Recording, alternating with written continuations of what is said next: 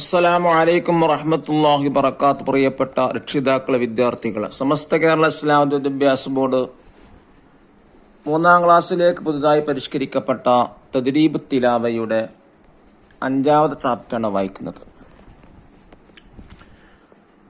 സാധാരണ പറയാറുള്ളത് പോലെ തന്നെ വിശുദ്ധ ഖുർആനിന്റെ വർക്ക് ബുക്കാണ് നിങ്ങളെ കയ്യിലുള്ളത്. ഈ വർക്ക് ബുക്ക് കൈകാര്യം ചെയ്യുന്നതിലൂടെ ഖുർആൻ കൂടുതൽ അറിയാനും മനസ്സിലാക്കാനും പാരായണം ചെയ്യാനുമൊക്കെ കഴിയും എന്നതാണ് നാം മനസ്സിലാക്കേണ്ടത്. നമുക്ക് വായിക്കാം.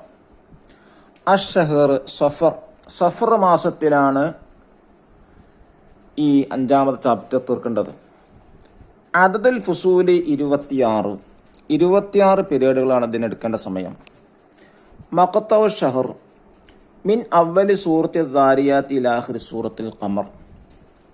ഈ മാസത്തിൽ തീർക്കേണ്ടത് സൂറത്തുൽ ദാരിയാത്ത് മുതൽ സൂറത്തുൽ ഖമർ വരെയുള്ള സൂറത്തുൽ ഖമറിൻ്റെ അവസാനം വരെയുള്ള ആയത്തുകളാണ് ഇതെടുക്കേണ്ടത്.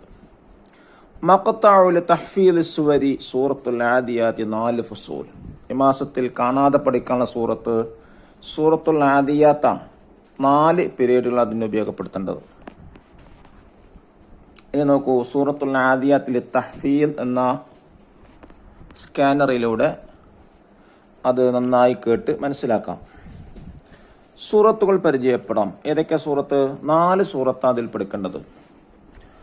സൂറത്തുൽ ദാരിയാത്ത് മക്കിയാണ്. മക്കിയ നമ്മൾ എന്താണെന്ന് നമ്മൾ പറഞ്ഞിട്ടുണ്ട്. നബി സല്ലല്ലാഹു അലൈഹി വസല്ലമ തങ്ങൾ മക്കയിലേക്ക് ഹിജറ പോകുന്നതിന് ഇറങ്ങിയ സൂറത്തുകൾക്കാണ് മക്കിയ എന്ന് പറയുന്നത്. ആയാത്തുഹ 60, അതിൽ 60 ആയത്തുകളാണ്. തർത്തീബുഹ 51, 51ാമത്തെ സൂറത്താണ് സൂറത്തുൽ ദാരിയാത്ത്. രണ്ടാമതായി സൂറത്ത് തൂർ, അത് മക്കിയാണ്.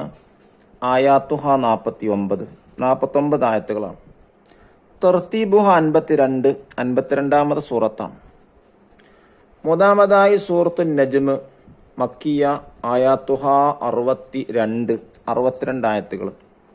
തർത്തീബുഹ 53, 53ാമത്തെ ആയത്താണ്. നാലാമതായി സൂറത്തുൽ ഖമർ മക്കിയ, ആയാത്തുഹ 55 ആയത്തുകൾ. തർത്തീബുഹ 54, 54ാമത്തെ സൂറത്താണ്. ഈ 4 സൂറത്തും മക്കിയാണ്. പാരായണം കേട്ട് പരിശീലിക്കാം. ഓരോ സൂറത്തിൻ്റെയും QR സ്കാൻ കൊടുത്തിട്ടുണ്ട്. അതിൽ നിങ്ങൾ സ്കാൻ ചെയ്ത് സൂറത്തുകൾ ഉപയോഗപ്പെടുത്തുക, കേട്ട് നന്നായി മനസ്സിലാക്കുക. മുമ്പത്തെ ചാപ്റ്റേഴ്സിലൊക്കെ എങ്ങനെയാണ് ഓരോ സൂറത്തുകൾ സ്കാൻ ചെയ്യേണ്ടതെന്ന് വ്യക്തമായി കാണിച്ചു തന്നിട്ടുണ്ട്. ഇനിയും അത് ആവർത്തിക്കുന്നില്ല, നിങ്ങളത് ഉപയോഗപ്പെടുത്തുക.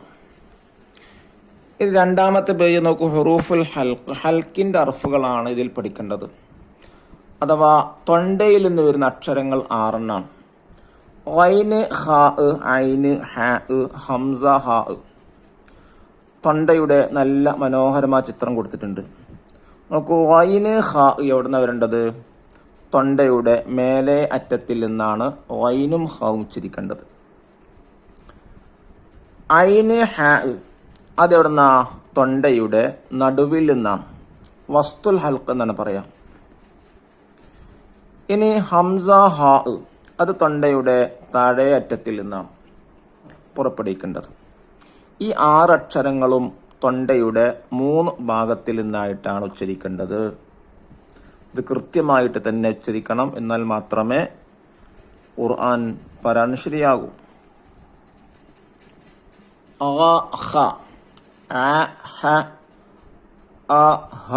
എന്നൊക്കെ പറയുന്നത് പോലെ.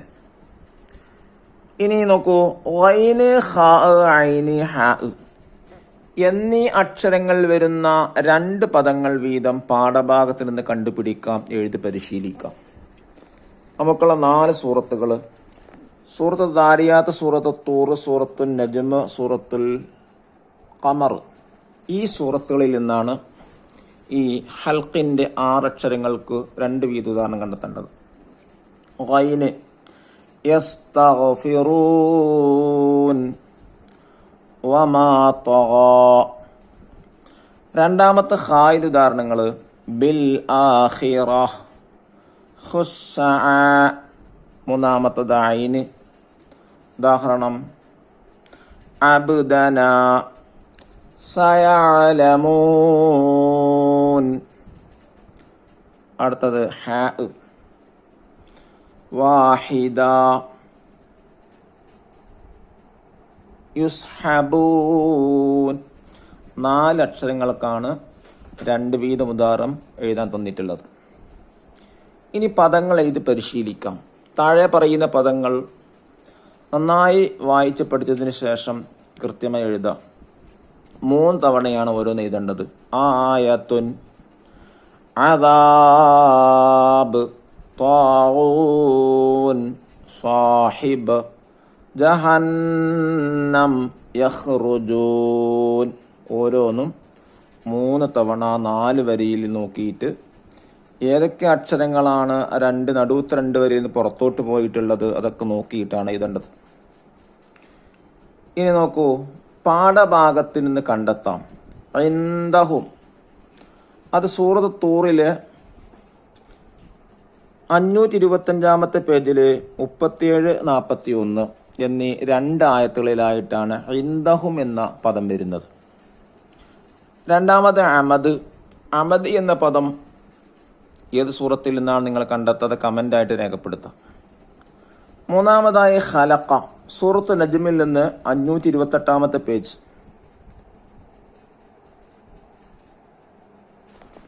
45 ആയത്താണ് ഖലഖ. അടുത്തത് യസ്സർനൽ ഖുർആന, സൂറത്തുൽ ഖമറിലെ 530 പേജിൽ 33 ആയത്താണ്. ഇനി നെക്സ്റ്റ് നോക്കൂ, നമുക്ക് ശീലിക്കാം, ഗ്രഹിക്കാം.